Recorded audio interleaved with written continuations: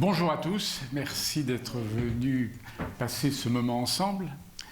Le mobilier que vous voyez, c'est le mobilier d'apostrophe, les fauteuils de cuir noir, la table basse, les livres dessus, il ne manque que les auteurs, j'en évoquerai quelques-uns tout à l'heure. Je lirai des textes tirés de mes livres, j'en ai pas écrit beaucoup, essentiellement Le métier de lire, Dictionnaire amoureux du vin et Les mots de ma vie. Il y a trois sortes de textes. Il y a des textes autobiographiques, des textes dans lesquels je raconte mes rencontres avec quelques grands écrivains, et puis des textes dans lesquels je fais l'éloge de certains mots que j'aime beaucoup, soit parce qu'ils sont beaux, soit parce qu'ils sont amusants, ou tout simplement parce qu'ils sont en train de disparaître. Et je vais commencer par l'éloge d'un mot qui est l'un des plus beaux de la langue française, et qui, lui, quoique né au XIIe siècle, ne vieillira jamais, il a bien de la chance, c'est le mot « jeunesse ». Ah oui, c'est... Les grands romanciers ont eu une jeunesse très romanesque. J'aurais bien voulu devenir un grand romancier, mais comment faire, ma jeunesse ayant été calme et ordinaire.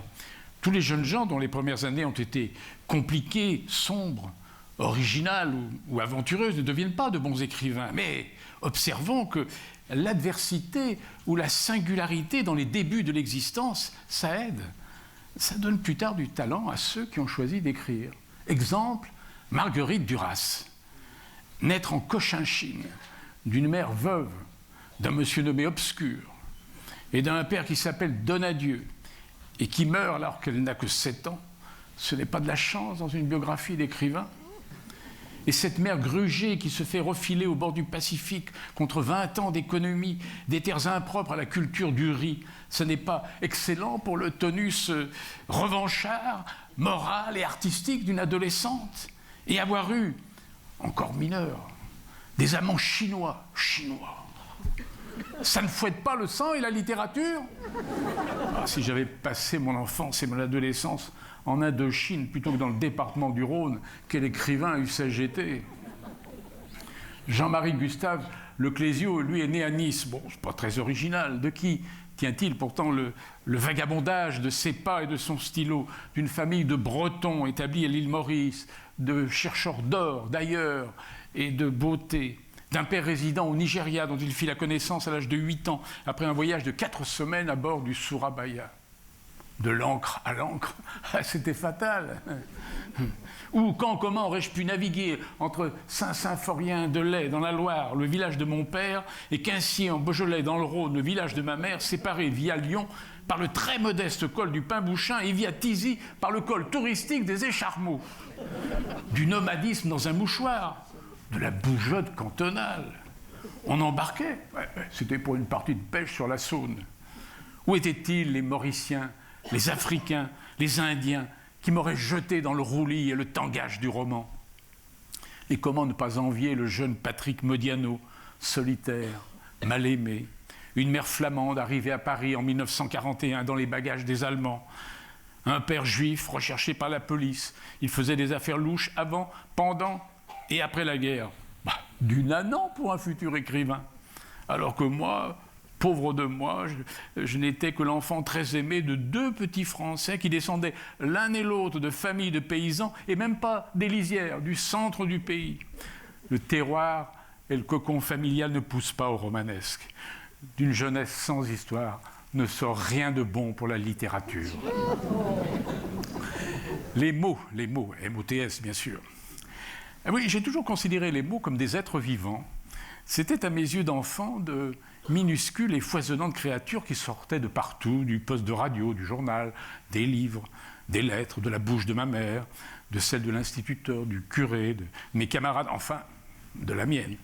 Leur disponibilité, leur docilité me procuraient une confiance, parfois un aplomb qui n'était pas dans ma nature. Je les ai utilisés pour confectionner de gros mensonges. C'était très rigolo d'assembler des mots qui disaient des choses qui n'existaient pas, mais qui, pour les autres, se mettaient à exister. Et ils existaient si bien que ce n'était plus pour moi un mensonge, mais la vérité. De sorte que lorsque mon bobard était découvert, les premiers mots qui jaillissaient de ma bouche constituaient une réelle protestation de bonne foi.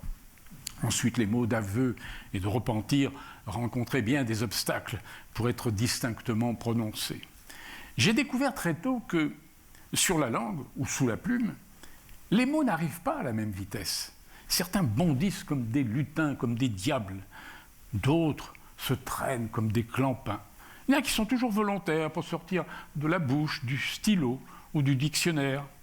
Il en est d'autres qui se cachent à l'arrière du palais, dans la réserve d'encre, ou entre deux substantifs courants ou familiers du dico. Aujourd'hui encore, il m'arrive de regretter de n'avoir pas su retenir un mot qui a joué des coudes pour être le premier, et de n'avoir pas été assez habile pour en utiliser un autre, modeste, tranquille comme Baptiste, planqué, qui était le mot juste. Enfant et même adolescent, je croyais à une hiérarchie des mots, les plus longs étant les plus importants. Plus ils comptaient de lettres, plus ils étaient riches. Ah, si j'avais connu son existence, anticonstitutionnellement eût suscité ma vénération. Extraordinaire était pour moi un mot extraordinaire.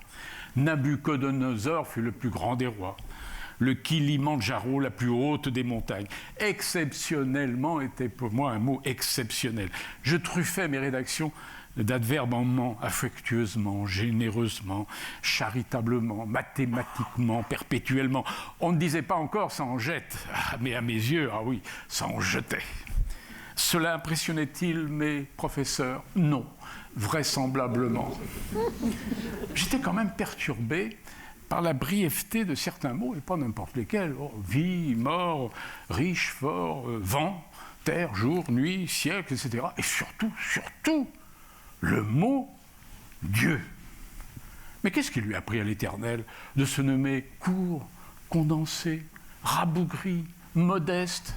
Pourquoi ne s'est-il pas attribué la plus longue des dénominations, le plus majestueux des patronymes? Comment expliquer la contradiction entre l'immensité de son œuvre et la brièveté de son état civil? Il y avait là une divine et secrète astuce à laquelle je n'entendais rien. Je ne comprenais pas davantage la transsubstantiation. Au moins le mot est long et compliqué, impossible de l'écrire sans faute. Il désigne un miracle et son écriture est accordée à son mystérieux contenu. Enfin, dans mes jeunes années, sous l'influence de La Fontaine, qui restait l'un de mes écrivains préférés, je classais les mots selon des catégories animalières. Il y avait les mots oiseaux et il y avait les mots poissons. Les truites avaient des mots qui n'appartenaient pas aux carpes et inversement. Il y avait des mots lapins qui étaient différents des mots lièvres. En dehors du pré et de l'écurie, les mots chevaux ne broutaient pas avec les mots vaches. Mais tous ces mots étaient bien ordinaires et peu stimulants pour des rêves juvéniles comparés aux mots nés et grandis dans la steppe et dans la jungle. Les rugissements des mots lions, le palourd des mots éléphants, la meute affamée des mots loups, les grimaces et les facéties des mots singes, les sauts à pieds joints des mots kangourous, les dents féroces des mots crocodiles. Tous ces mots, oh oui, je m'en souviens, avaient des odeurs de bêtes. Oh, ils sentaient fort. Pourtant, je n'avais vu ces animaux qu'en images. Depuis, quoique je les ai tous plusieurs fois approchés, leurs mots ne sentent plus rien. C'est l'histoire d'un petit garçon qui apprend à lire et à écrire. Ça aurait pu être moi il y a bien longtemps. Et l'instituteur lui dit « Bernard, on ne dit plus instituteur, on dit professeur des écoles. » Et le professeur des écoles lui dit « F-E-2-M-E se prononce femme. » Le petit garçon dit « Mais il n'y a pas de A dans femme. » Ah, bien vu, c'est exact. Mais c'est comme ça. Le E de femme se prononce A. Et le petit garçon se dit à part lui, « Oh là là, je sens qu'avec les femmes, ça va être compliqué. »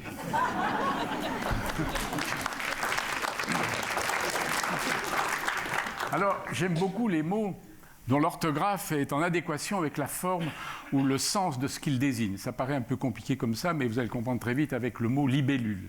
La libellule, c'est ce très joli insecte, nerveux, fragile. Si on l'observe bien, on s'aperçoit qu'elle est munie de 4 ailes diaphanes, presque transparentes. Et si vous observez aussi le mot qui la désigne, le mot libellule, L-I-B-E-2-L-U-L-E, eh bien vous observez que ce mot aussi contient 4 ailes. Ainsi, la libellule est-elle une symbiose parfaite de la nature et de la langue, de la biologie et de l'orthographe.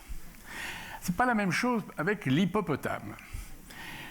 Ayant observé qu'il pâture la nuit et que le jour dans l'eau, il est obligé de sortir sa grosse tête toutes les 5 minutes pour respirer, André Gide se demandait quand l'hippopotame dort.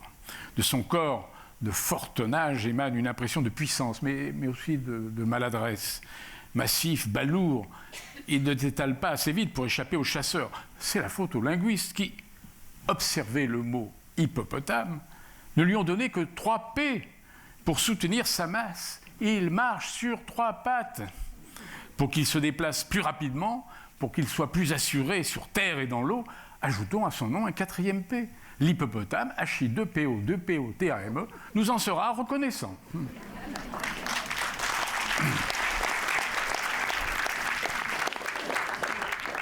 Alors, je vous ai dit que c'était le fauteuil d'apostrophe, mais j'ai recours à votre imagination car ça le sera seulement tout à l'heure. Là, actuellement, c'est un triporteur. Vous savez ce que c'est qu'un triporteur? C'est un tricycle. Dedans, il y a une caisse dans laquelle on met des paquets et des colis. Quand il était rempli de bouteilles de vin et de sacs de pommes de terre, il fallait joliment appuyer sur les pédales pour le faire avancer, le triporteur de l'épicerie familiale. Pas tous les jeudis et dimanches matins, mais souvent je remplaçais ou j'aidais le commis pour des livraisons à domicile. J'étais alors dans les classes terminales à Lyon du lycée Ampère. Lorsque je sonnais chez des bourgeois lyonnais dont les garçons étaient mes camarades de lycée, moi je n'éprouvais aucun dépit social, aucune colère contre mon statut de coursier intermittent en fruits et légumes. Ce sont eux d'ailleurs mes copains qui parfois m'ouvraient la porte et dans une complicité rieuse m'aidaient à transporter les marchandises jusqu'à la cuisine. S'il y avait un escalier de service, j'étais certain de n'avoir affaire qu'à la bonne. J'entendais alors la voix de la maîtresse de maison lancer du fond de l'appartement « Si c'est le fils du patron, ce n'est pas la peine de lui donner un pourboire !» Ampère aurait été un lycée mixte, il l'est devenu depuis longtemps, mais à l'époque il ne l'était pas. Eussé-je marqué la même indifférence quand une fille de ma classe ou une copine de récréation se serait présentée à mon coup de sonnette, chargée d'un cajot de carottes, de patates, de haricots, de petits pois et de salades, j'aurais été gêné, peut-être humilié de n'être plus à ses yeux, surtout s'ils étaient beaux, qu'un potager ambulant. Même fine, l'épicerie n'a jamais fait rêver les filles. J'aurais alors été conscient de mon infériorité sociale. Je la ressentais dans le magasin quand je servais des mères accompagnées de ravissantes filles de mon âge, alors qu'avec les garçons, copains ou pas, je me fichais royalement d'être un fils d'épicier. Je frimais un peu sur le triporteur. Quand les livraisons n'étaient pas trop lourdes ou que je revenais à vide, je pédalais en sifflotant, le corps redressé sur la selle, les bras ballants. Je passais devant les épiceries concurrentes en leur jetant un regard de défi. Parfois, ailé par un voisin ou par un ami, je m'arrêtais et sans descendre du tricycle, je taillais une bavette. Il m'arrivait aussi de délester la cliente de quelques cerises dont je recrachais les noyaux d'un souffle voyou. Aux commandes de n'importe quel moyen de transport, même d'un modeste triporteur, l'homme est Apollon sur son char. Alors, j'ai employé l'expression « tailler une bavette », qui signifie parler d'abondance. Alors, c'est toujours intéressant, les expressions populaires, parce qu'on ne sait jamais trop où elles sont nées. La seule chose, la plupart, c'est le peuple qui les a inventées. Mais où, quand, comment? Souvent, les historiens, les linguistes, les psychologues ne sont pas toujours d'accord. Alors, par exemple, tailler une bavette, elle a 3 possibilités de naissance. Est-elle née, cette expression, dans les boucheries? En effet, tandis que le boucher taille la viande de bœuf, donc prépare taille dans la bavette, la cliente parle d'abondance avec la bouchère ou avec d'autres clientes. Est-elle née, cette expression, tailler une bavette, dans les palais de justice? En effet, au-dessus de leur robe noire, les avocats portent un rabat blanc flottant qu'on appelle une bavette. D'ailleurs, en argot, les avocats, on les appelle des baveux. Ou bien est-elle née, 3e possibilité, cette expression, dans les familles autrefois, surtout à la campagne, quand une femme avait accouché, quelques semaines après, elle recevait des voisines ou des parents éloignés, et un après-midi, on mettait une bavette autour du bébé, autour de lui, on parlait d'abondance. Alors il semble maintenant que eh bien, que les historiens, les linguistes, les psychologues et sociologues soient d'accord pour penser que finalement cette expression n'est pas née dans les boucheries, ni dans les familles, mais bien dans les palais de justice. Alors là, j'ai de nouveau recours à votre imagination. Il s'agit maintenant du chariot du train fantôme. Adolescent, puis jeune homme, je n'étais pas, mais alors pas du tout ce que j'allais devenir, un animateur, ni chef, ni meneur, plutôt réservé, assez romantique. J'avais des périodes de gaieté, de camaraderie espiègle et bruyante, mais heureux d'appartenir à un groupe, je n'en prenais jamais la tête, trop naïf, timoré, trop méfiant pour jouer les premiers rôles. Avec les filles, alors là, j'étais carrément timide. Pourquoi s'intéresseraient-elles à moi? Qu'est-ce qui, dans mon physique ou ma conversation, pourrait les attirer et surtout les retenir? Rien, répondais-je. Mais le désir était le plus fort. Je tentais ma chance quand les circonstances me paraissaient favorables. À une époque où la sexualité méritait mieux que l'armée d'être appelée la grande muette, un baiser sur la bouche ou dans le cou, une main frôleuse tenait de la hardiesse. On prenait le risque de la gifle ou de la protestation sonore. C'est pourquoi je m'aventurais avec ma supposée coquette dans des musées de Lyon très peu fréquentés, comme le musée de l'Hôtel-Dieu. Mais dans ce musée de l'Hôtel-Dieu, la vision des crachoirs, des bols à saigner, des clistères, des pots en faïence sur lesquels étaient peints les mots latins de la pharmacopée du Moyen-Âge incitait plus aux infusions qu'aux effusions. C'est à la vogue, ainsi appelle-t-on à Lyon la fête foraine, c'est à la vogue que je découvris le lieu idéal pour mener à bien ma stratégie d'enveloppement de la jeune fille. Le train fantôme. Le couple prend place dans un chariot. Alors comme ça, c'est un chariot à deux, comme ça, deux places. Dans un chariot brinque-ballant qui s'enfonce dans la nuit d'un tunnel d'où surgissent, menaçants, des fantômes, des caïmans, des têtes de mort, d'énormes araignées qui descendent du plafond, des cercueils ouverts sur des macabées. Au rire sardonique et vocifération programmée de la machinerie s'ajoutent bientôt les cris de frayeur de la jeune fille. Elle cherche un secours. Elle n'a pas le choix. C'est moi. Nous nous serrons l'un contre l'autre et j'en profite alors pour l'embrasser et la caresser. Étant devenu un fidèle usager du train fantôme, j'avais remarqué la présence, debout sur une plateforme située à l'arrière du chariot, déguisé en ours ou en gorille, d'un homme dont la tâche consistait à gratter la tête de ses occupants, surtout de l'élément féminin. En même temps qu'il passait ses mains dans la tendre chevelure, il poussait des hurlements à vous glacer les sangs. La jeune fille n'en était que plus terrorisée, ce qui augmentait, s'il était possible, le contact de nos corps. Quand le chariot débouchait à la lumière de la vogue, bien entendu, je proposais à ma passagère un second tour immédiat. Certaines, soit parce qu'elles étaient scandalisées par mon stratagème, soit parce qu'elles avaient eu peur, se levaient et juraient que je ne les y reprendrais plus. D'autres, rieuses, cheveux en désordre, joues vermillons, étaient de nouveau partantes. Tout mon argent de la semaine allait y passer. J'étais fasciné par le gratteur de tête. Ma fréquentation assidue du train fantôme me permit de l'aborder un jour pour lui demander s'il gagnait ainsi sa vie. Mais oui, bien sûr, il touchait un salaire convenable pour effrayer les passagers. Mais c'était un métier saisonnier et quand la vogue faisait relâche, il devait trouver de petits boulots qu'il lâchait dès que le train fantôme revenait sur la place de Perrache ou sur le boulevard de la Croix-Rousse. Il me confessa qu'il lui arrivait parfois d'être troublé par le contact de certaines chevelures, en particulier les rousses. Je jugeais son activité si originale et plaisante que lorsque, à 23 ans, je profitais d'une période vacante de 6 mois pour écrire ce qui resta très longtemps mon unique roman, L'amour en vogue, je fis du gratteur de tête mon narrateur et principal personnage. Comme par hasard, il tombait amoureux d'une rousse dont la chevelure l'avait électrisé. Bien des années plus tard, alors que je faisais apostrophe, un journaliste me demanda quelle était au juste ma profession.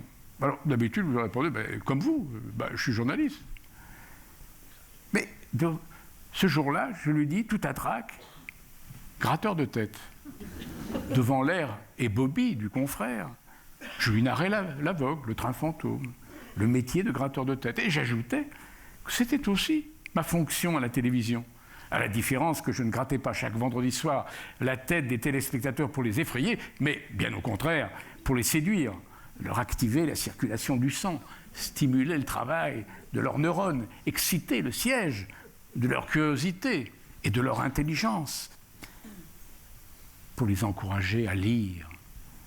Gratteur de tête à la télévision, voilà quelle était ma profession. Je regrette de ne pas l'avoir écrit sur mes cartes de visite. Comme je regrette que le beau film réalisé sur moi par Bérengère Casanova pour la série de France 5 Empreinte n'ait pas été intitulé « Profession gratteur de tête ». Jeu de mots.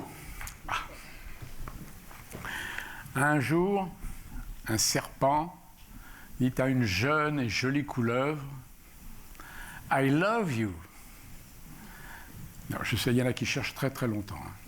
On m'a signalé des cas de couples qui, au lendemain, au petit déjeuner, cherchaient encore ce que j'avais bien voulu pouvoir dire. Voilà. Vendange. Il n'y eut pas de vendange que je ne tombais amoureux. À 12, 15, 18, 20 ans, c'était chaque fois la même histoire, tandis que j'entrais dans la vigne pour la piller, la dévaster, une délicieuse poussée de fièvre me gagnait le cœur. C'était si fort que, aujourd'hui encore, adossé à un pressoir manuel laissé dans le cuvage pour la nostalgie, devant une aquarelle ou du noyer de Segonzague à fixer le mouvement d'un coupeur ou de deux porteurs, je ressens de l'ardeur et du plaisir. Je devrais plutôt, tant elle était aiguë, me remémorer la douleur qui, dès la première journée de vendange, limait les reins. Oh, inutile, ancien compagnon des matins frileux ou des soirées pluvieuses de septembre, de me rappeler les doigts gourds et entaillés, les bennes trop lourdes, la lente fatigue des mêmes gestes répétés, la tentation de renoncer devant les vignes sans fin chargées de tant de fruits. Inutile de me dire que c'était beaucoup de travail et de peine. Pour moi, il faisait toujours beau, j'étais amoureux, et le raisin déposait du sucre sur mes lèvres. Nos jeunesses, en particulier la mienne, étaient très contraintes. Les vendanges survenaient comme des entr'actes de liberté. C'est là que j'ai gagné mon premier argent. Nous étions enfin considérés et traités comme des adultes. Avant de retourner au collège ou au lycée, avant de replonger dans la discipline des familles, nous étions dans les vignes, les moineaux. Nous étions donc gais, affranchis, audacieux. Pour qui avait de la santé, de l'appétence, les vendanges étaient une magnifique école de sensualité. Il y avait les mains qui entraient par effraction dans les ceps, qui s'insinuaient entre les feuilles, glissaient, écartaient, saisissaient et ramenaient des grappes lourdes de sucre et de rosée, de soleil aussi. Il y avait le sentiment de plénitude que donne la profusion. Il y avait les joues barbouillées de jus de raisin, les doigts qui collaient au tablier, au pantalon, la peau salie, devenue rugueuse et délicieusement méphitique.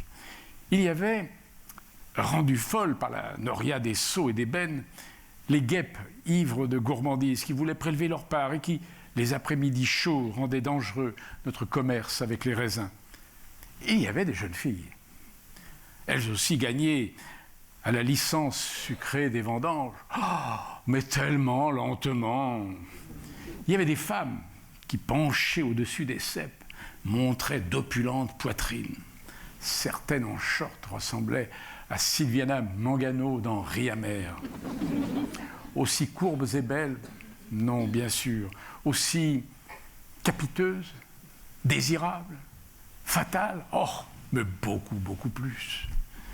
Une sexualité latente, dissimulée sous l'éducation chrétienne, soudain activée par la cueillette des fruits, me donnait une formidable énergie.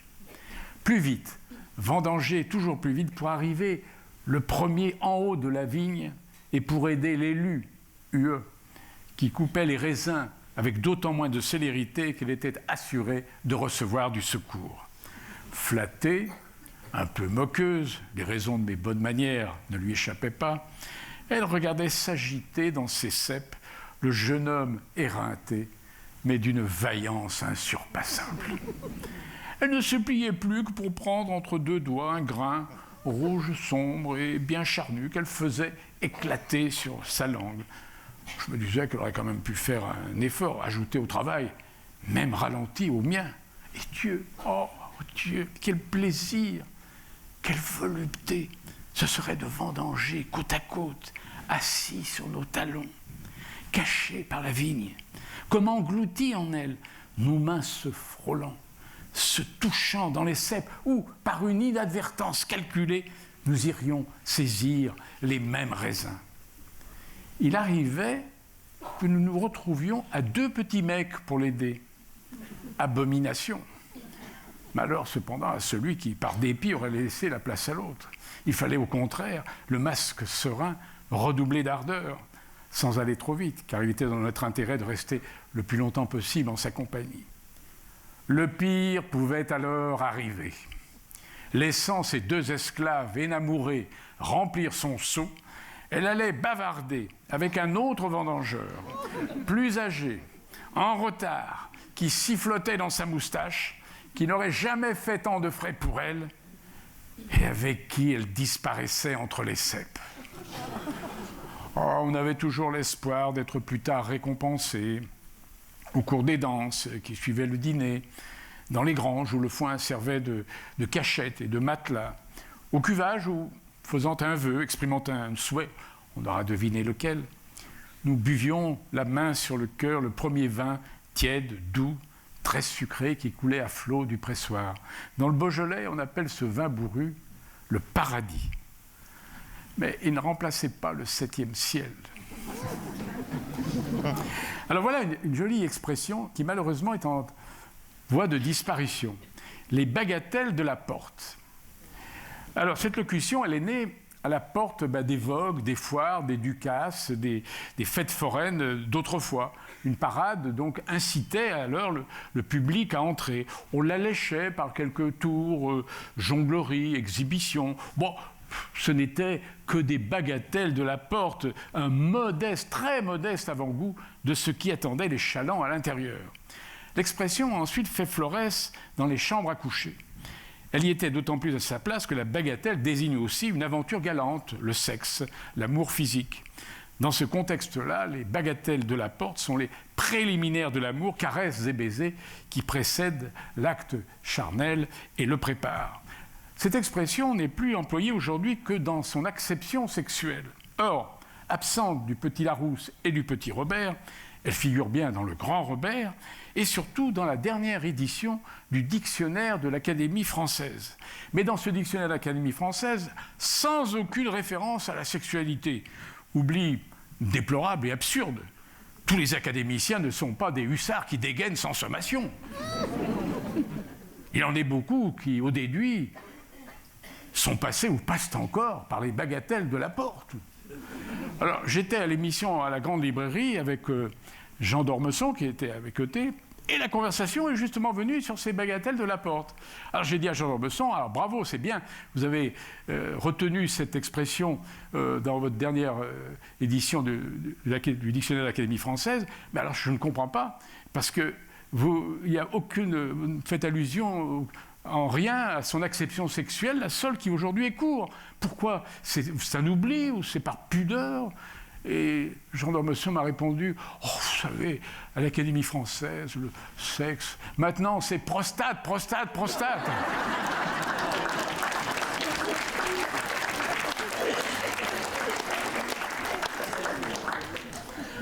Femme. La beauté de la femme est la seule preuve de l'existence de Dieu.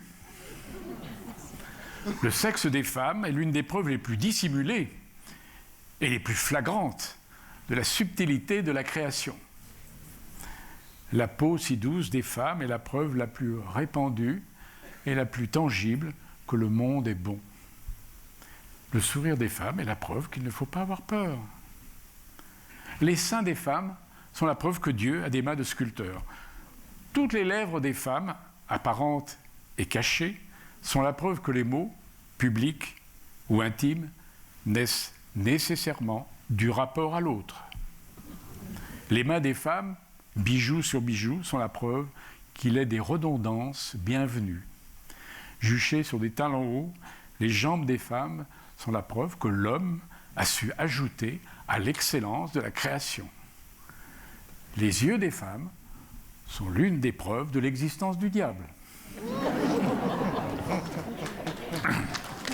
Alors voici un mot que vous ne trouverez pas dans vos dictionnaires parce qu'il a été utilisé qu'une seule fois par Colette. Et Colette, que j'ai toujours eu beaucoup d'admiration pour Colette, et il se trouve que j'ai eu beaucoup de chance de lui succéder à un couvert, au premier couvert de l'Académie Goncourt. Et donc un jour, Colette écrivait une chronique pour Marianne, c'était en novembre 1932, et comme ça, au fil de sa plume, elle a inventé le mot fragonarde. Donc c'est un mot qui désigne une femme sensuelle avec des rondeurs telles que Fragonard, évidemment, les a peintes dans ses tableaux libertins, dans ses scènes galantes. Et elle ne l'a employé qu'une seule fois d'ailleurs, Colette, comme ça. Et moi, au fond, je suis le second à l'employer, ce mot magnifique. Alors je vais vous lire la citation dans laquelle Colette a inventé ce mot. « Telle beauté que nous avons, nous, ces aînés de 15 ou 20 ans, connue délicieusement camuse, la lèvre courte, une fossette à chaque coin de bouche, et fragonarde comme pas une, nous la retrouvons grandie, osseuse, avec un profil de cheval luxembourgeois. » C'est Colette, hein, c'est pas moi. Fin de citation. Ah, qu'elles étaient pulpeuses et lascives, nos fragonardes d'une nuit, d'un été ou d'une année. La chambre exhalait des odeurs de sucre jaillies des grottes, de peau frottée à l'impatience, puis caressée au savoir, d'amour exalté par l'amour. Un dernier coup d'œil avant de tirer la porte sur les draps chiffonnés à la fragonard. Alors voici un mot qui est dans tous les dictionnaires, qui malheureusement est un très joli mot, qui n'est pas très connu, c'est bien dommage, c'est le mot affiquet. A-2-F-I-Q-U-E-T.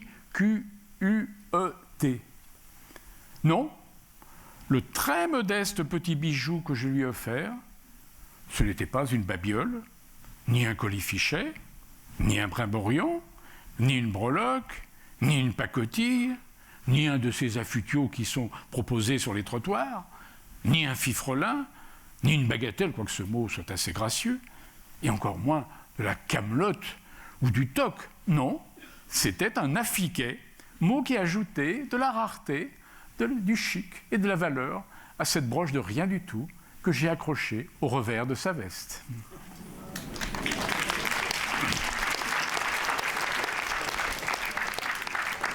C'est toujours pas le fauteuil d'apostrophe. C'est le fauteuil dans lequel il y a eu un miracle. Et comme je suis ici dans une région viticole, grande région viticole, vous allez comprendre l'importance de ce miracle. C'est le miracle du Beaujolais. Ce fut en effet un miracle qui me fit me spécialiser dans le journalisme littéraire, alors que mon inculture dans ce domaine aurait dû, en toute justice, m'en écarter. Et c'est au Beaujolais, oui, je sais, c'est à n'y pas croire, que je dois cette faveur du destin. Voici comment. J'avais 23 ans et j'en avais fini avec le service militaire.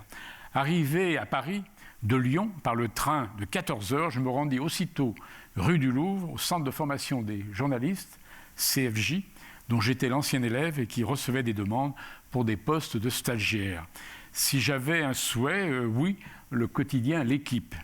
Claire Richet, directrice du CFJ, me dit qu'elle n'y connaissait personne, mais que le matin même, elle avait refusé une place de débutant au Figaro littéraire, n'ayant aucun nom à proposer.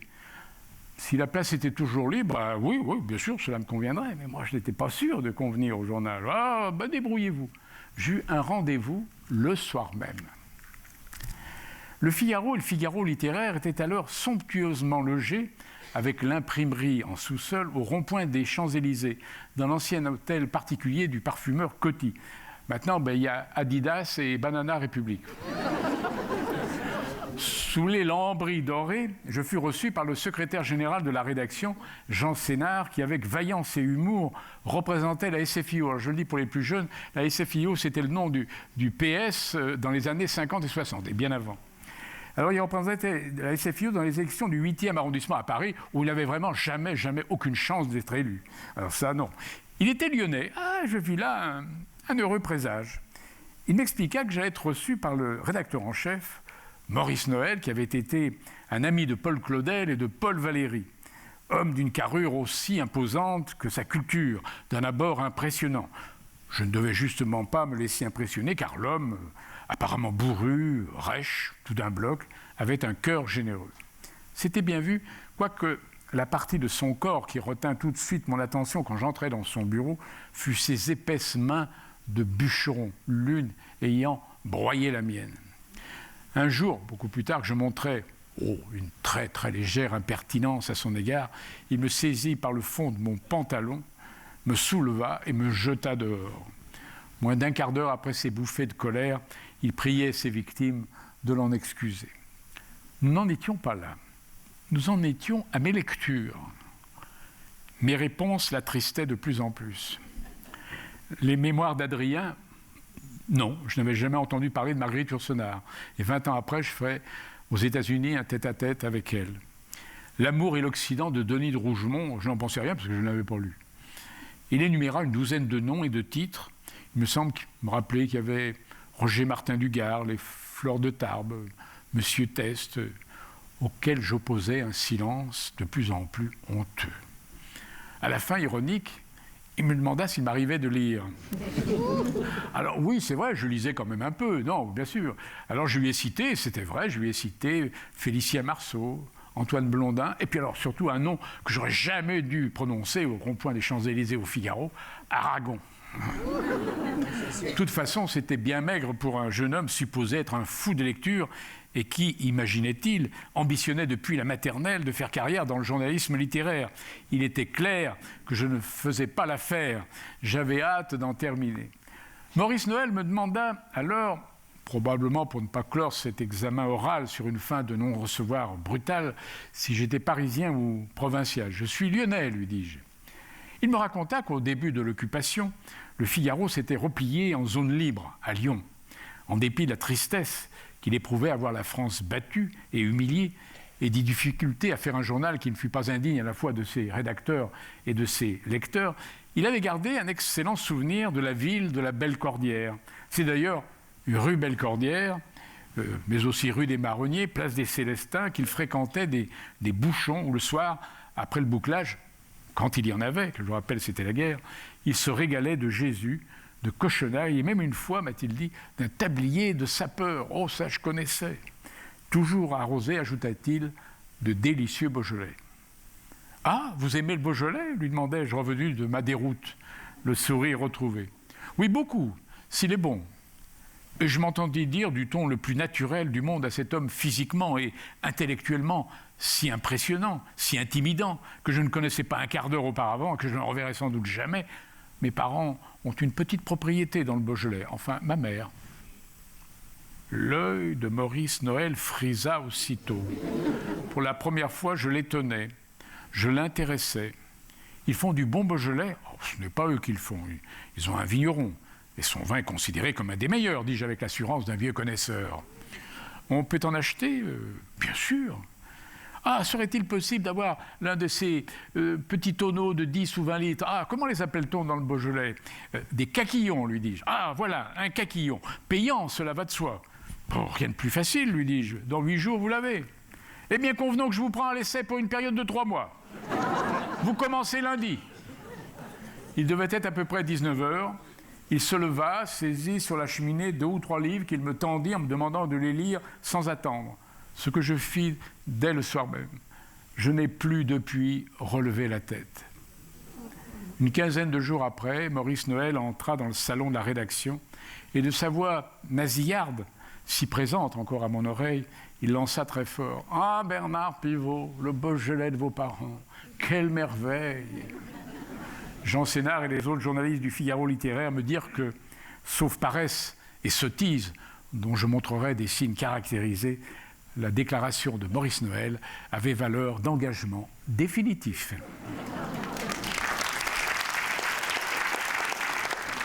Guillemets. Mot si singulier qu'on le met toujours au pluriel. Comme les testicules, les frères Lumière, les lits jumeaux, les pôles et les lièvres courus à la fois, les guillemets vont par deux. On les ouvre et on les ferme. On les ouvre quand une personne ouvre la bouche et on les ferme quand elle la ferme. C'est le signe graphique de ce qui est rapporté, une conversation, une citation, une transcription. Analogue au presse-livre, les guillemets sont des presse-mots. Ils en emprisonnent quelques-uns qui ont été capturés à l'extérieur dans des textes ou dans des dialogues. Mais bien loin d'être asservis, ces mots sont mis en valeur. Les guillemets leur donnent de l'importance. Ils sont un signe de référence, d'authenticité. Parfois, un seul mot est mis entre guillemets. C'est un bijou ou une grenade dégoupillée, un tatouage ou une cicatrice, une rose ou un chardon. Le lecteur ne peut pas le rater. Ma première émission littéraire à la télévision s'intitulait « Ouvrez les guillemets ». Tout ce qui était dit pendant 70 minutes était donc entre guillemets. Quand l'un de mes invités ou moi lisions un texte ou faisions une citation, nous ouvrions des guillemets à l'intérieur des guillemets. Déjà, je vivais au crochet de la littérature. On ne sait jamais comment terminer une émission. Bonsoir à tous, à la semaine prochaine. Bon, c'est banal. Alors qu'il était original et plaisant de conclure ainsi, bonsoir à tous, à la semaine prochaine, fermez les guillemets.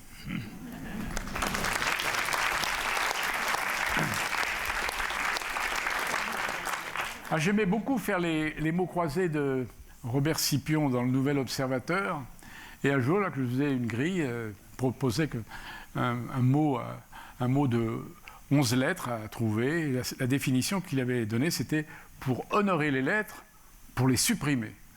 Bon, je n'ai pas mis trop de temps à trouver que c'était apostrophe. Écrivain. On ne le devient pas, on est écrivain. L'encre précède l'existence. Le Mac précède les nouveaux Balzac. On ne sait pas pourquoi des hommes et des femmes attrapent des gènes bizarres qui se sont fait la tête de Proust, de Camus, de Simone de Beauvoir, de Sartre ou de Claude Simon. On ne sait pas. Un soir, vers l'âge de 8 ou 10 ans, ils annoncent à table « Je serai écrivain ». Une voix jadis leur répondait « Mange ta soupe au lieu de dire des bêtises ». De nos jours, bois ton coca au lieu de raconter des conneries. Nés Verseau, ascendant Pléiade, comment ne croiraient-ils pas à leur destin littéraire? Certains, cependant, ne naissent pas écrivains, ils le deviennent. Pour passer à la télé, pour décrocher le Goncourt et le respect de leurs fournisseurs, pour entrer dans le Wouzou ou à l'Académie française, pour séduire une femme inaccessible ou un homme distrait. Ces écrivains-là ne sont pas les meilleurs, car l'ambition des vrais est simplement de s'épater eux-mêmes en traçant chaque jour un mot juste. Les écrivains se drapent dans leur style, ou le tendent comme un passeport. Ils espèrent voyager avec le plus longtemps possible, jusque dans ce pays improbable, à la démographie maigre et toujours fluctuante, où l'on mange bio et biblio, la postérité. Les mots sont à tout le monde, mais enfin quand même, reconnaissons-le, ils appartiennent quand même un petit peu plus aux écrivains. Bah oui. Ils les chopent quand ils passent devant ou dessus ou derrière eux. Puis ils les rangent dans des ordinateurs ou directement sur des feuilles blanches, suivant un ordre mystérieux, parfois complexe, qui relève de la syntaxe, de la grammaire, de la météorologie, du moral des ménages, du confort du siège et de la chance. Avec les mots, les écrivains font des métaphores, des antonomases, des chiasmes, des euphémismes, des hypalages, des eugmas et bien d'autres choses étranges qui échappent au vulgum pecus comme lui échappent les points d'une tapisserie. Il n'est pas de métier qui n'ait son vocabulaire technique. Comment les écrivains n'auraient-ils pas le leur d'un genre particulier puisqu'ils emploient des mots pour désigner d'autres mots qu'ils emmanchent et goupillent suivant leur fantaisie. Les écrivains restent toute leur vie de grands enfants qui se disputent les meilleurs oxymores et les plus subtils synecdoques. Ah, je vais bien vous étonner en mettant une cravate. Alors je vous explique pourquoi. Alors quand on regarde les premières éditions d'Apostrophe, alors on voit que tout le monde fume, et que, sauf moi, et que tous les hommes portent une cravate, à peu près, sauf Bernard-Henri Lévy, qui a déjà sa chemise blanche très échancrée. Et puis 25 ans, 28 ans après, alors quand on regarde les dernières émissions de Bonne Culture, on s'aperçoit de quoi? On s'aperçoit que plus personne ne fume, parce que c'est interdit, évidemment. Et puis les hommes ne portent plus la cravate, sauf moi. Alors, un jour, je me suis dit, bon, je vais faire peut-être comme tout le monde, je vais enlever ma cravate. Et puis, je me suis dit, tu vas vouloir jouer les genoux comme ça. Ben non, tu as toujours une cravate, bon, garde-la. D'autant plus que ça ne me dérange pas du tout, au contraire même d'avoir une cravate. Alors je la remets ce soir parce que les écrivains que je vais évoquer devant vous, puisque maintenant on est dans le fauteuil d'apostrophe, alors ces écrivains-là, bien, je les ai tous invités, je les ai tous interrogés.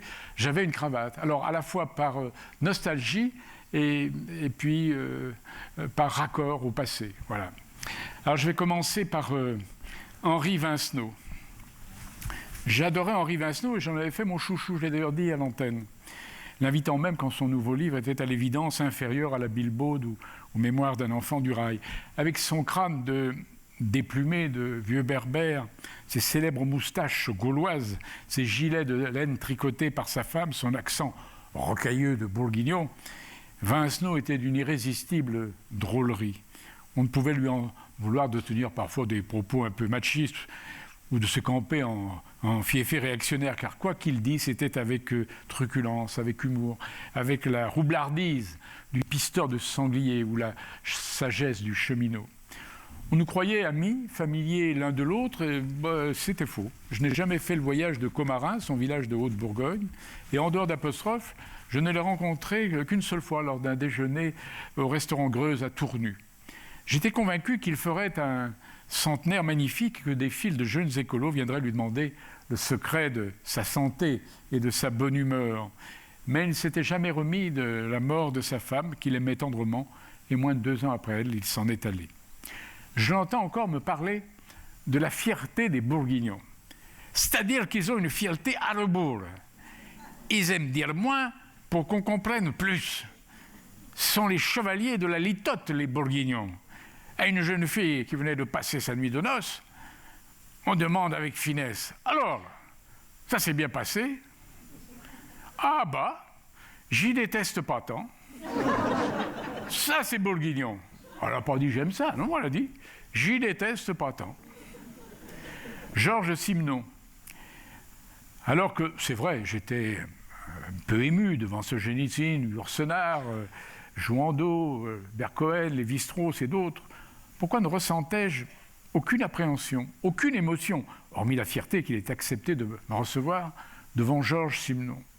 Avec le réalisateur Nicolas Ribowski, les techniciens de la SFP, en octobre 81, je suis entré dans la maison de Simenon à Lausanne, comme si j'allais serrer la main de l'un de ces innombrables retraités sans manière dont il avait fait les anti-héros de ses romans. Simple, cordial, avec sa chemise américaine et le lacet qui lui tenait lieu de cravate, sa légendaire pipe au bec. Il m'a accueilli comme si j'étais non pas le journaliste à qui il avait promis la dernière grande interview télévisée de sa vie, mais un ami parisien de passage en Suisse, et avec lequel il allait de soi qu'il pourrait bavarder de choses et d'autres pendant 1 heure sans que cela portât à conséquence. Les caméras tournaient déjà, et c'est parce qu'il y avait entre nous, autour de nous, cette absence de dramatisation, ce climat bonhomme et serein, que je pris comme des coups à l'estomac ses confidences sur le suicide de sa fille Marie-Jo, sa bonasse impudeur. Il passait aux confidences et aux aveux. Il se mettait à nu. Il le faisait aussi dans ses mémoires intimes, mais les mots restaient figés sur le papier, alors qu'il claquait dans sa salle de séjour propre et tristounette.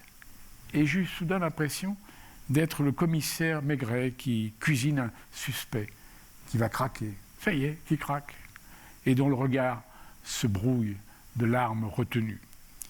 Ayant revu l'émission le lendemain de la mort de l'écrivain, je me suis reproché d'en avoir trop fait. Ayant lu à Simenon le passage où il raconte la suicide de sa fille et précise la nature du pistolet, un 22 à un seul coup, je lui demande 2 fois si ce texte a été écrit par le père de Marie-Jo ou par le père du commissaire Maigret. Quand je renouvelle ma question, je vois bien que mon insistance lui fait mal et qu'il la trouve cruelle et déplacée. Pardon, monsieur Simenon. Vladimir Nabokov, l'auteur de, vous le savez, de Lolita. Alors l'espoir de convaincre Vladimir Nabokov de paraître et de parler à la télévision était mince, très très mince.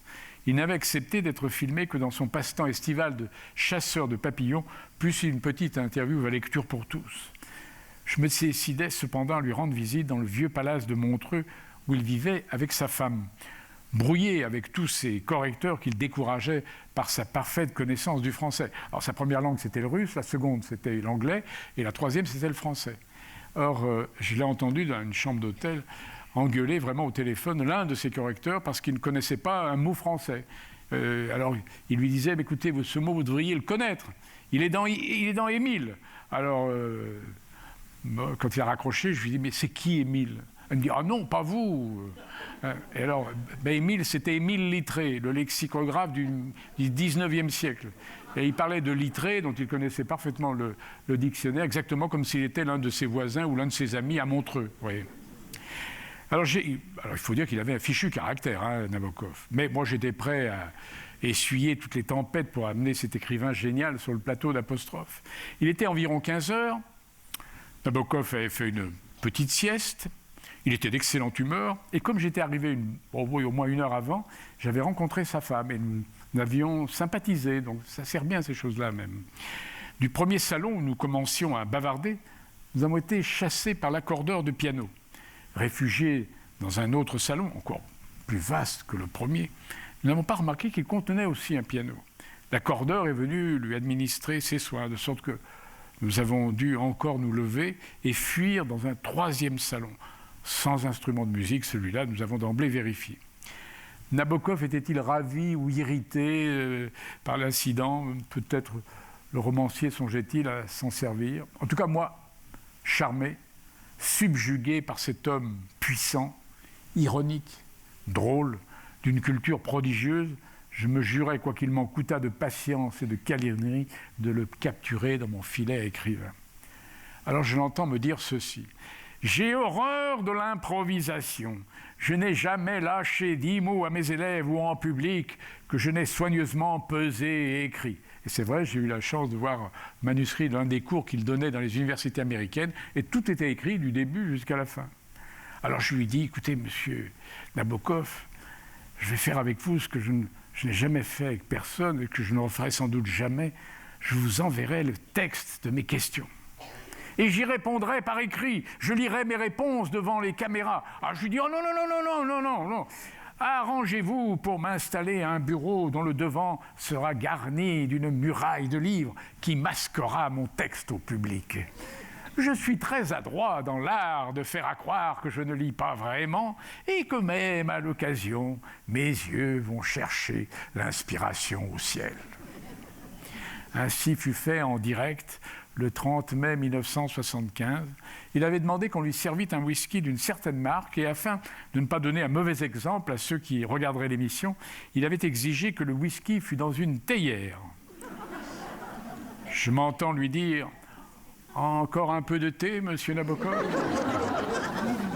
Son numéro de faux interviewé terminé, il était heureux comme un magicien qui a sorti des foulards de ses doigts des lapins de son chapeau et qui a charmé et dupé la salle. Avec des mots et des phrases, il avait réussi le même exploit. 2 ans après, Vladimir Nabokov mourait. Il avait 78 ans.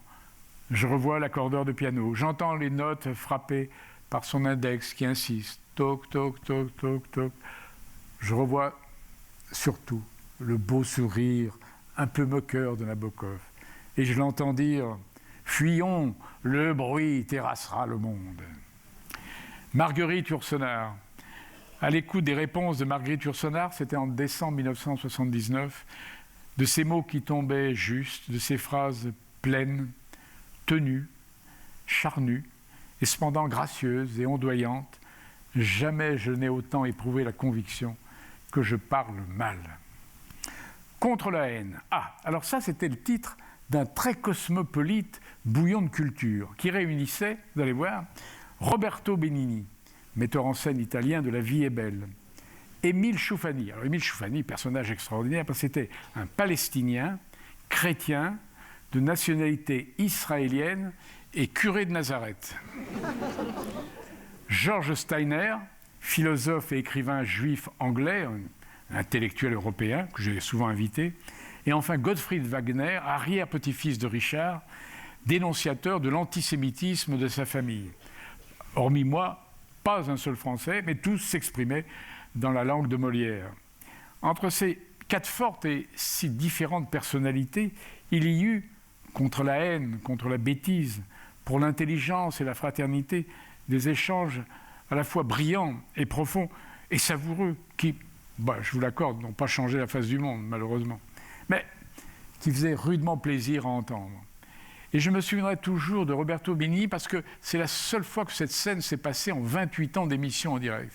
Roberto Benigni qui écoutait, comme nous tous, fasciné, le dialogue du curé palestinien avec le philosophe juif anglais. Et puis, comme le temps était arrivé de lui donner la parole à lui, Roberto Benigni, il me demanda de l'oublier pour que les deux autres continuent leur mutuel et chaleureux questionnement. Le corps, justement.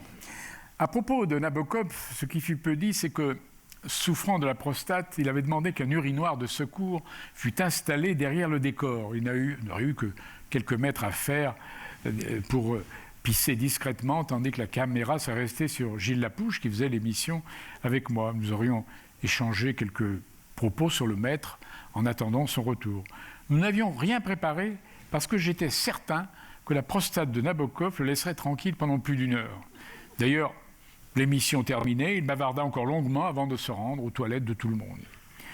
Mon optimisme se fondait sur la capacité de notre corps à relever un défi dans des circonstances exceptionnelles. La force du mental est telle que, provisoirement, bien sûr, et pour un temps limité, il remet de l'ordre là où se sont installés des troubles organiques.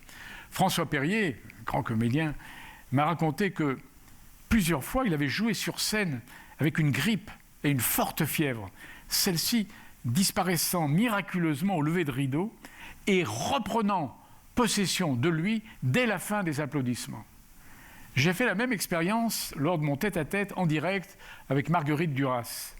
Toute la journée, fiévreux, hanté par l'un de mes 2 ou 3 énormes rhumes annuels, n'ayant cessé, vous savez, d'éternuer, de moucher, de cracher, de tousser, de pleurer, de transpirer, je craignais d'offrir un triste spectacle à ma prestigieuse invitée que je rencontrais pour la première fois.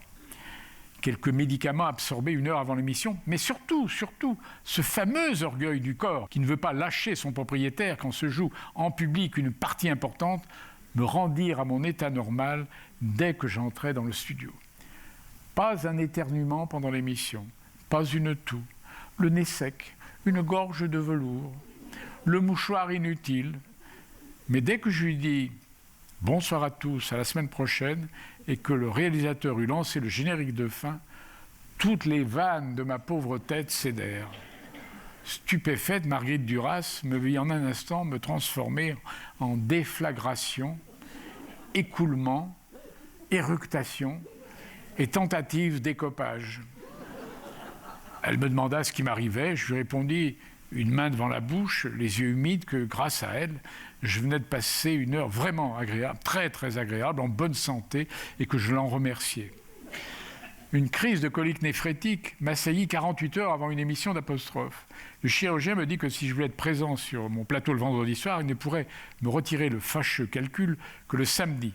Entre-temps, seules des injections de morphine calmeraient la douleur, qui est insupportable, mais qui n'est pas permanente, disparaissant aussi mystérieusement qu'elle réapparaît avec violence. Je l'assurais que pendant l'émission, le caillou me laisserait tranquille, ma volonté imposant à mon corps de prendre toutes les dispositions pour le bloquer dans un endroit où il se ferait oublier. Le médecin, évidemment, ne voulut pas courir le risque. Il installa dans l'un de mes avant-bras un cathéter par lequel, assis au premier rang du public, il m'aurait injecté discrètement, hors caméra, une dose de morphine en cas de réveil soudain de la douleur. Comme je l'avais prévu, elle ne réapparut qu'après l'émission, quand j'arrivais à l'hôpital. Quelque part, Octavio Paz dit que nos corps sont des hiéroglyphes sensibles.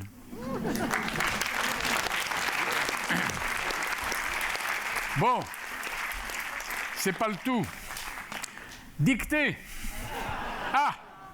Ah, oui, dictée. Bon, la directrice du théâtre, Jean-Pierre, vous a distribué un support, du papier et un crayon? Vous avez rien? Oh, ben elle m'avait promis pourtant de... Ah bon, vous n'avez pas? Oh, ben vous avez... Oh, elle a été gentille avec vous, hein. Ah oui, elle était prévenante, hein. Ah bon, bah écoutez... Alors, elle est très courte, hein, cette dictée, elle est très courte. Alors, vous la faites mentalement, voilà, comme ça, d'accord? Bon, alors allons-y. Dans un mois en R de l'an 2011 de notre ère. Dans un mois en R de l'an 2011 de notre ère. Virgule. Un pauvre R sur une aire d'autoroute. Point. Un pauvre R sur une aire d'autoroute. Point. Le fond de l'air est frais. Le fond de l'air est frais. Point. Il observe à l'orée du bois tout proche l'air d'un oiseau de proie. Il observe à l'orée du bois tout proche l'air d'un oiseau de proie. Et surtout un air magnifique qui a déjà un grand air et qui broute des airs. Et surtout un air magnifique qui a déjà un grand air et qui broute des airs. Point final, je relis.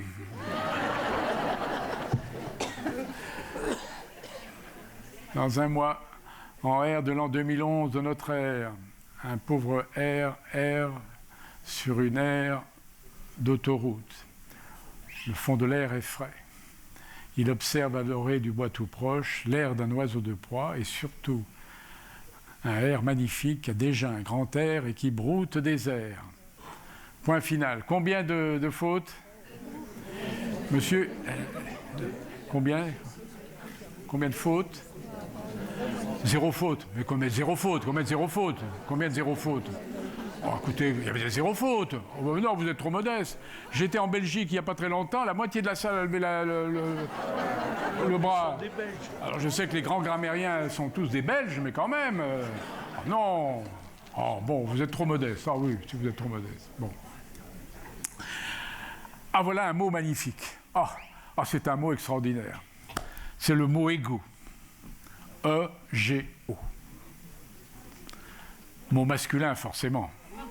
Ah bah oui. Ah bah oui. Ah oui. Mot invariable. Ah. Bah oui, parce qu'un égo ne varie jamais. Vous n'allez pas mêler un égo à d'autres petits égos, à des moi subalternes. Bah non. Donc jamais de S à égo. Oh, malheureux.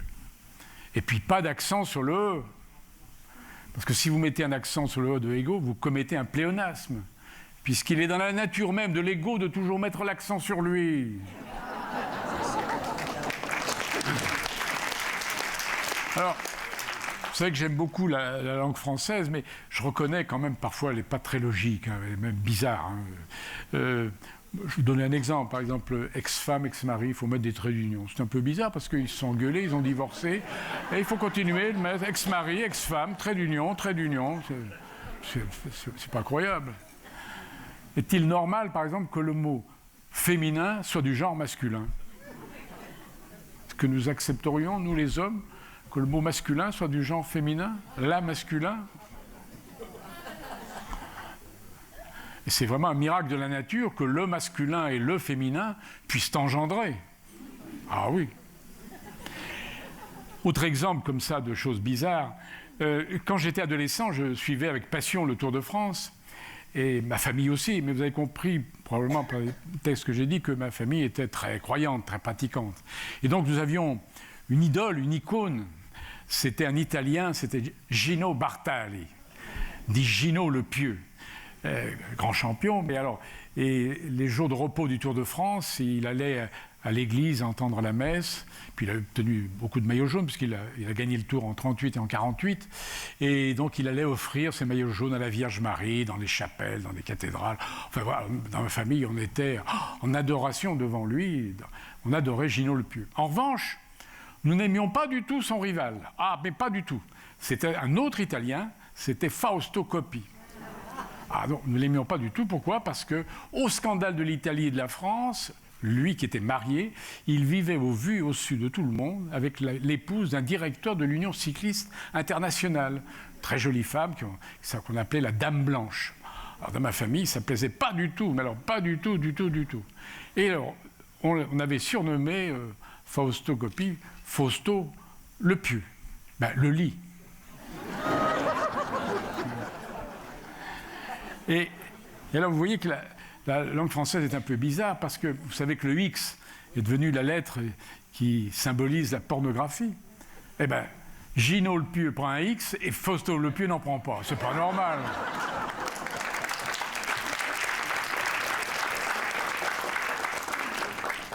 Vous prenez une voyelle, un E, vous ajoutez une deuxième voyelle, un A, une troisième voyelle, le U, et vous obtenez phonétiquement une quatrième voyelle, E-O. Magique, hein? Ah ouais. Peut-être pas pour les étrangers qui apprennent notre langue, hein? Pour qui la prononciation de O ne coule pas de source. Ouh là, non. Mais ils sont ensuite rassurés par notre logique, parce qu'ils constatent que le ruisseau, le chéneau, le caniveau, le seau, le bateau, le radeau, le maquereau, le carpeau, le château d'eau sont en conformité avec l'écriture de leur liquide existentiel. Jusqu'au jour où ces étrangers s'aperçoivent, sans que ce soit la faute à Rousseau, hein, que lavabo, cargo, canot, aviso, lamparo, calypso ne bénéficient pas de l'eau courante. En conclut-il que le français va à volo? Alors sur le vin, tous des connaisseurs ici, une seule citation, elle est de Robert Sabatier, qui était à l'Académie Goncourt avec moi, qui hélas nous a quittés il y a 2 ans. Robert Sabatier a dit ceci: « Il faut s'efforcer d'être jeune comme un Beaujolais et de vieillir comme un Bourgogne. » Fin de citation. Vieillir. Vieillir, c'est chiant. J'aurais pu dire vieillir, c'est désolant, c'est insupportable, c'est douloureux, c'est horrible, c'est déprimant, c'est mortel. Mais j'ai préféré chiant parce que c'est un adjectif vigoureux et qui ne fait pas triste. Vieillir, c'est chiant parce que on ne sait pas quand ça a commencé, on sait encore moins quand ça finira. Non, ce n'est pas vrai qu'on vieillit dès notre naissance. On a été longtemps si frais, si jeune, si appétissant. On était bien dans sa peau, on se sentait conquérant, invulnérable. La vie devant soi, même à 50 ans, c'était encore très bien. Même à 60, si, je vous assure, j'étais encore plein de muscles, de projets, de désirs, de flammes. Je le suis toujours. Mais voilà, entre-temps, quand j'ai vu dans le regard des jeunes, des hommes et des femmes dans la force de l'âge, qu'ils ne me considéraient plus comme un des leurs, même apparenté, même à la marge. J'ai lu dans leurs yeux qu'ils n'auraient plus jamais d'indulgence à mon égard, qu'ils seraient polis, déférents, louangeurs, mais impitoyables. Sans m'en rendre compte, j'étais entré dans l'apartheid de l'âge. Le plus terrible est venu des dédicaces des écrivains, surtout des débutants, avec respect, en hommage respectueux, avec mes sentiments très respectueux. Les salauds croyaient probablement me faire plaisir en décapuchonnant leur stylo plein de respect, les cons, et du cher monsieur Pivot, long et solennel comme une citation dans l'ordre des arts et lettres qui vous fiche 10 ans de plus.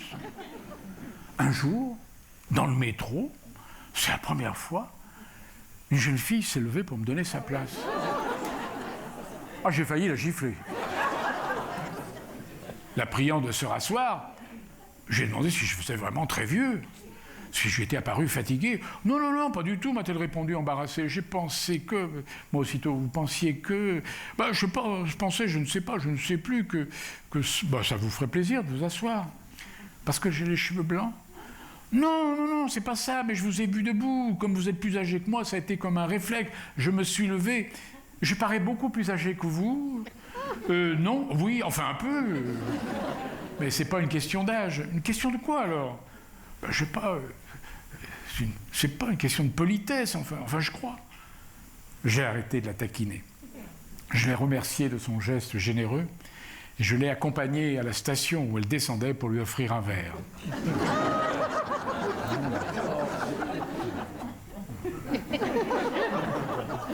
Non. Vous allez trop loin, là. Ayant refusé la place assise qu'elle me proposait gentiment, je ne pouvais pas espérer qu'elle m'en offrit une encore plus confortable. Lutter contre le vieillissement, c'est dans la mesure du possible ne renoncer à rien. Ni au travail, ni au voyage, ni au spectacle, ni aux livres, ni à la gourmandise, ni à l'amour, ni à la sexualité, ni aux rêves. Rêver, c'est se souvenir tant qu'à faire des heures exquises. Mais c'est penser aussi aux jolis rendez-vous qui nous attendent. C'est laisser son esprit vagabonder entre le désir et l'utopie. La musique est un puissant excitant du rêve. La musique est une drogue douce. J'aimerais mourir rêveur dans un fauteuil en écoutant soit l'adagio du concerto numéro 23 en la majeure de Mozart, soit du même l'andante de son concerto numéro 21 en ut majeur, musique au bout desquelles se révéleront à mes yeux, pas même étonnés, les paysages sublimes de l'au-delà. Mais Mozart et moi ne sommes pas pressés. Nous allons prendre notre temps. Avec l'âge, le temps passe soit trop vite, soit trop lentement. Nous ignorons à combien se monte encore notre capital en années, en mois, en jours, en minutes. Non. Il ne faut pas considérer le temps qui nous reste comme un capital, mais comme un usufruit dont tant que nous en sommes capables, il faut jouir sans modération. Après nous, des juges? Non, Mozart. Alors, vous vous rappelez peut-être qu'à la fin de Bouillon de culture, il y avait un questionnaire, il y avait 10 questions que je posais au principal de mes invités. Et la dernière question, c'était « Si Dieu existe, qu'aimeriez-vous après votre mort l'entendre vous dire ?» Alors, il y a eu des réponses absolument formidables. Mais la plus belle, ou la plus étonnante, ou la plus terrible, comme vous voudrez, est venue de Jean-Claude Briseville, qui est alors, c'était un auteur dramatique, mais ça n'a pas été une réponse d'auteur dramatique, c'était une réponse de l'homme, Jean-Claude Briseville, d'après ce qu'on m'a dit sur lui. Alors je lui ai dit, si Dieu existe, qu'aimeriez-vous, Jean-Claude Briseville, qu'il vous dise à vous? Pardon. Pardon. Il y a eu un moment de stupeur et de silence sur le plateau, comme ici d'ailleurs, parce qu'on était glacés. Là, voilà. Alors moi, évidemment, j'ai répondu à cette question, à la dernière émission. Alors si Dieu existe, qu'est-ce que j'aimerais qu'il me dise à moi? J'aimerais qu'il me dise, ah tiens, Pivot, je suis content de vous rencontrer.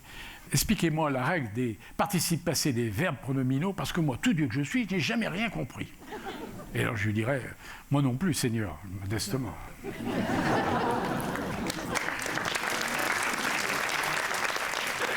L'enfer et le paradis.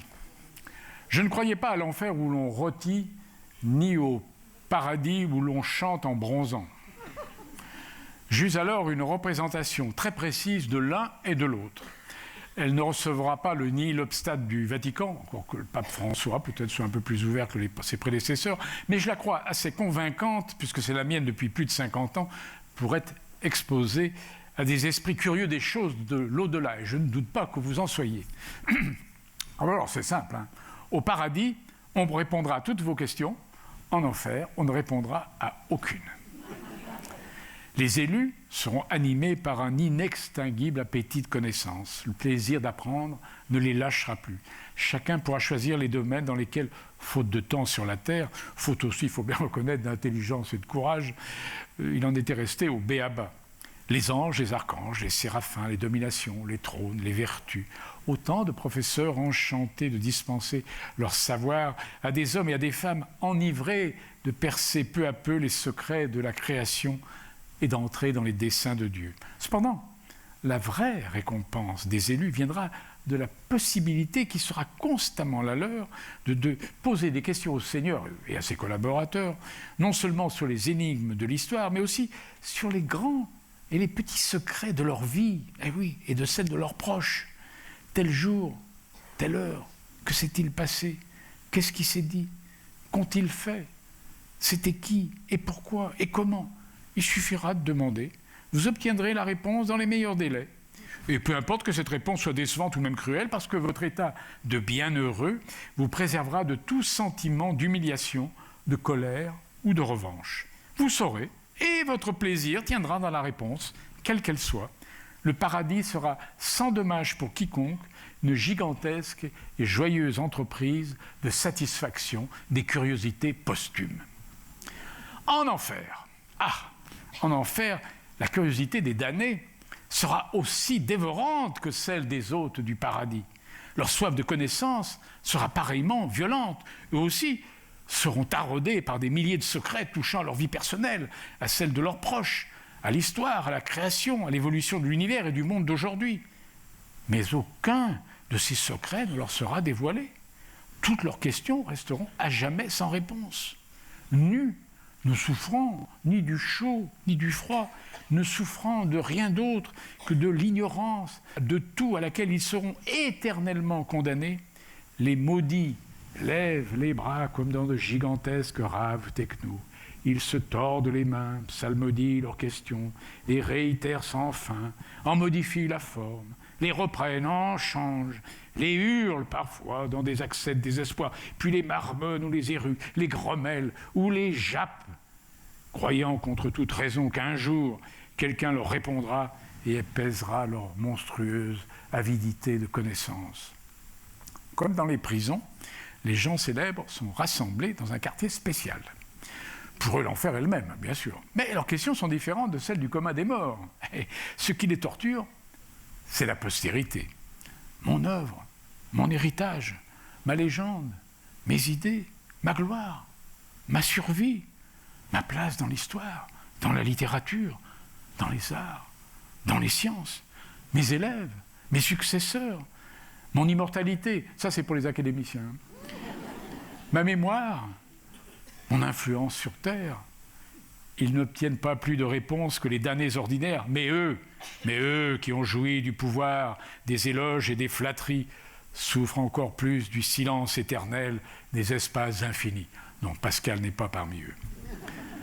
Seigneur, je vous prie, préservez-moi de l'enfer.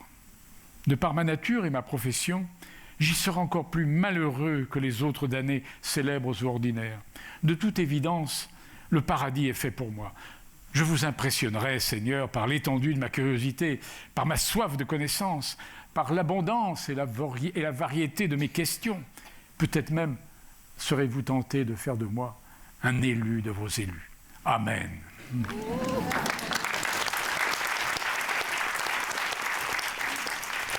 Merci.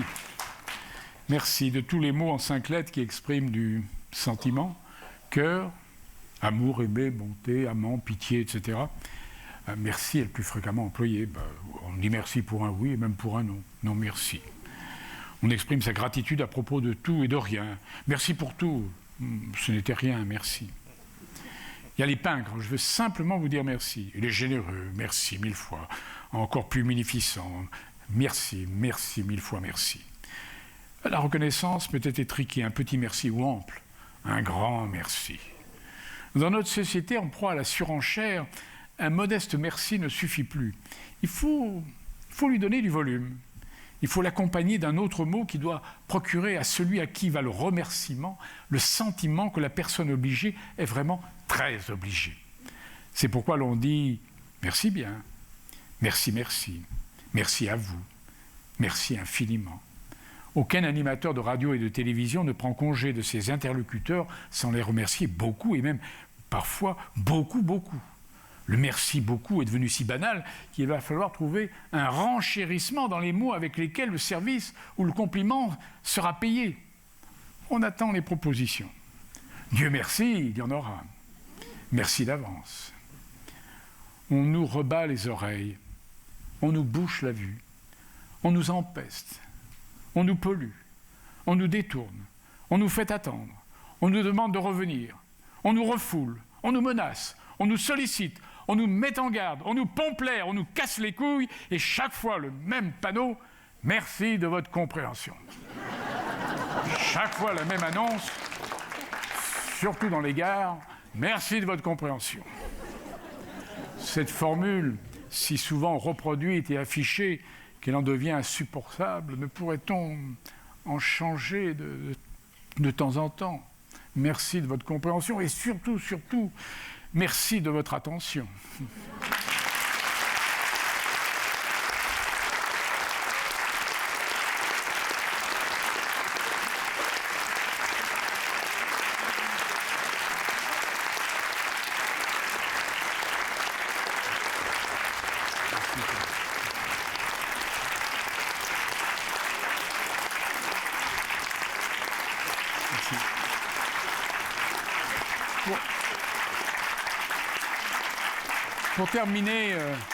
Pour terminer, 3 tweets.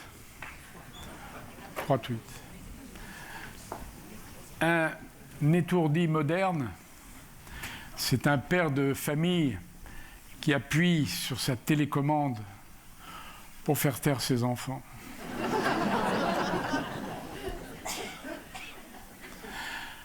J'allais être ému par ses larmes quand j'ai aperçu son sac en crocodile.